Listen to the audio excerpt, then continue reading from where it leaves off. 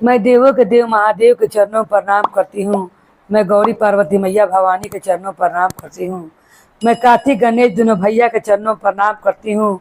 मैं सभी देवी दुर्गा के चरणों पर प्रणाम करती हूँ। जितने गुरु भाई बहन लोग उनको मैं प्रणाम करती हूँ और महादेव से ही दया मांगती हूँ कि हे महादेव आप सब पर दया कीजिए, आप पल पल दया कीजिए। हे महादेव गुरु भाई बहन लोग, आज आप लोग मैं एक बहुत ही अच्छा ज्ञान भरी कथा सुनाने वाली हूँ कि चिंता से आदमी का कुछ नहीं होता है। इसका उद्धार कैसे होता है, इसी के बारे में कथा है गुरु भाई बहन लोग। एक गांव में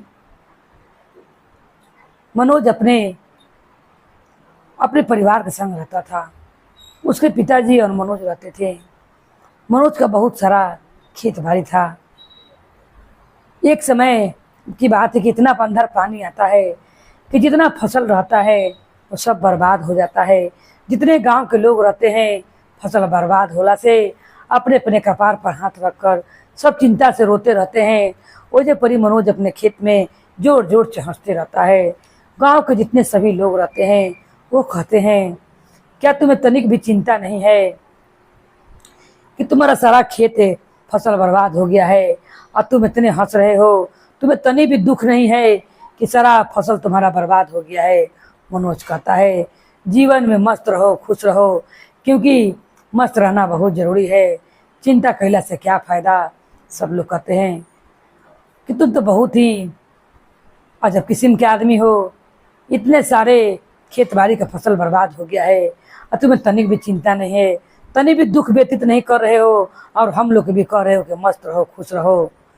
तब कहता है मनोज कि मैं ठीक कह रहा हूँ।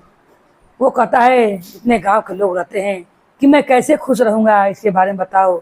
जिसके ऊपर इतना भारी संकट आ गया हो वो कैसे खुश रह सकता है? मैं दुनिया में पहला आदमी देख रहा हूँ जो तुमको पास है इतना धन बर्बाद होला के बाद भी, इतना फसल बर्बाद होला के बाद भी तुम्हारे चेहरे पर तनिक सिकन नहीं है और तुम हंस रहे हो।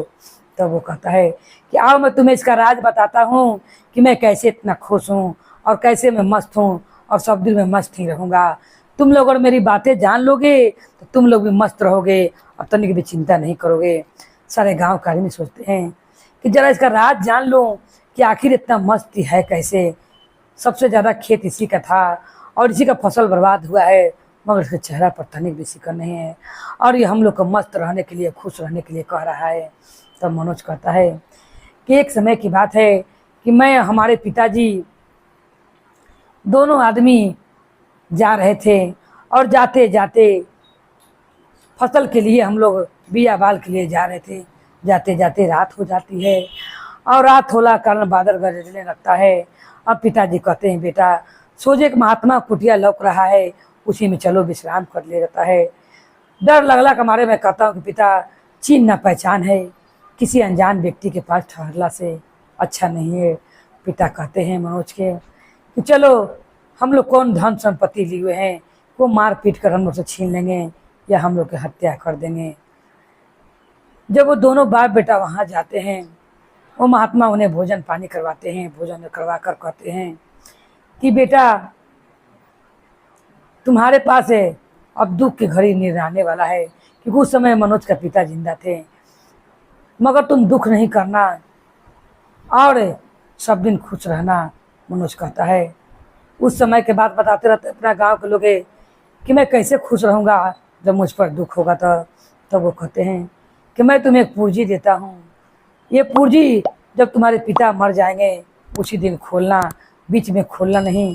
तब तुम्हें समझ आएगा कि जीवन में कैसे खुश रहा जाता है और कैसे मस्त और खुश रहा जाता है। वो पूंजी लिखकर उसे भोजन करवा कर, बीने भेला वो पूंजी लिखकर वो महात्मा उसे देते हैं और पूंजी लेकर आते हैं। कुछ दिन के बाद मनोज के पिता का देहांत हो जाता है। तब वो महात्मा का बात याद आता है, जब रोने लगता था कि पूंजी जब तुम्हारे पिता मरेंगे तब तो खोल के देखना। जब पुर्जा खोल के देखता है गुरु भाई बहन लोग, तो उसमें लिखा रहता है कि रोला से तुम्हारा पिता तो वापस आएंगे नहीं, या चिंता कैला से तुम्हारा पिता वापस आएंगे नहीं। जो तुम्हारे बस में नहीं है उसको पर दुख बिताकर और दुख को सुदनाकर क्या फ़ायदा। जो तुम्हारे बस में नहीं है। कल फिर सवेरा होगा और तुम्हारे जीवन में फिर खुशहाली आएगी, इसलिए तुम दुख नहीं करना। अच्छे अच्छे अपने पिता का अंतिम संस्कार करना और जीवन में खुश रहो, मस्त रहो। जो तुम्हारे बस में नहीं है उसको पर तुम दुख मत जाया करो और तुम अपना समय के बर्बाद मत करो, क्योंकि कल सवेरा फिर होगा। ये सुनकर, ये पढ़कर उसे हिम्मत आती है कि अब तो पिताजी मर गए हैं तो वापस आएंगे नहीं, और अपने आप को वो गुरु के कागज में जब लिखा हुआ बात को अपने आप को अंदर बैठा लेता है। किसी महात्मा ठीक ही लिखे हैं, मैं रो पिट कर क्या करूँगा, इनको जीवन तो मैं दे नहीं सकता हूँ। वो ठीक करें, कल सवेरा आएगा तो फिर मुझे मेरा जीवन में नया उजाला लेकर आएगा। तब वो गांव के लोग कहते हैं कि ये बताओ, इसीलिए तुम खुश हो कि मेरा फसल जियान हो गया है, तो मैं इसे वापस नहीं ठीक कर सकता हूँ, तो मैं क्यों ये दुख बताऊँ, ये दुख मैं क्यों लोग को दिखाऊँगा, क्यों रोऊँ। तब वो मनोज कहता है, ये बताओ सब गांव वालों के, ये क्या तुम रात को दिन कर सकते हो। गांव वाले कहते हैं ये हमारे बस में नहीं है। फिर कहता है मनोज कि जब तुम रात के दिन नहीं कर सकते हो तो फिर तुम चिंता क्यों करते हो।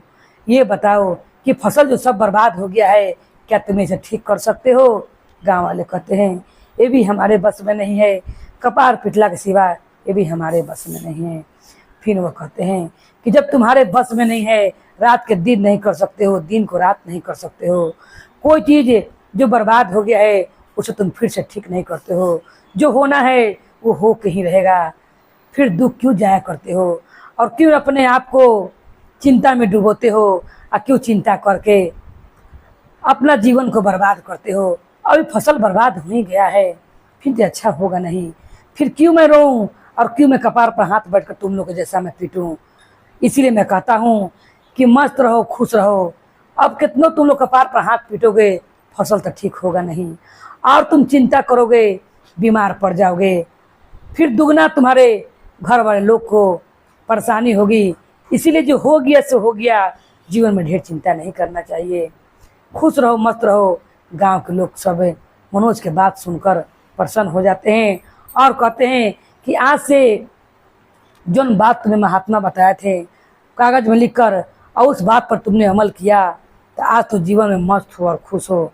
हम लोग भी गांव वाले तुम्हारे बात पर अमल करेंगे और पूरा कोशिश करेंगे कि हम भी लोग जीवन में खुश रहें और मस्त रहें। ऐसा कहकर मनोज अपन जीवन में खुशीपूर्वक रहने लगता है और चिंता को त्याग देता है। और गांव के लोग भी मनोज के जैसा ही अपना स्वभाव को कर लेते हैं और उनके ही ज्ञान भरी बातें अपने दिल में बैठा लेते हैं, और वो जानते हैं कि जो मेरे बस में नहीं है उस पर मैं चिंता कर कर क्या करूँगा। बोले हर हर महादेव की जय, गौरी पार्वती मैया भवानी की जय, भैरव भैया की जय, हर हर महादेव की जय।